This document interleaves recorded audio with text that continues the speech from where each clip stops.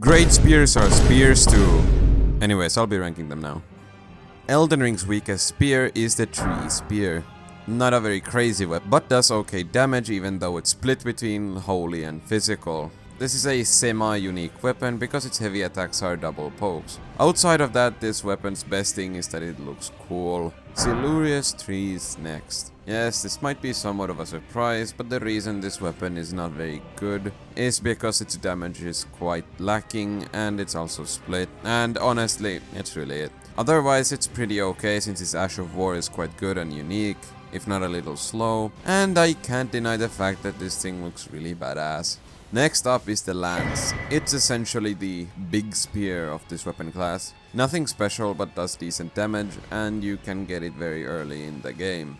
Next up is Vyke's Warspear. Semi-good damage range and such. Its Ash of War is the Storm Assault Ash of War, but instead of all the stormy shit, it's like madness. This weapon's most unique thing is that it inflicts madness, which is completely, and I mean completely, useless outside of PvP. But hey, at least the flame effects look cool, and I guess so does the spear.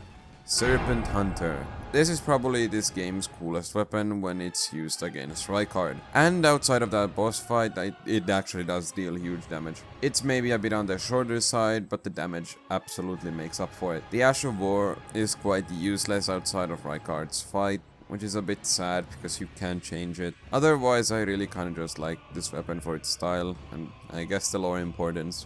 And Elden Ring's best great spear is Mohgwyn's Sacred Spear. It's the weapon of our beloved Mohg, Lord of Blood. The best thing with this weapon is that you get to reenact Nihil with its Ash of War.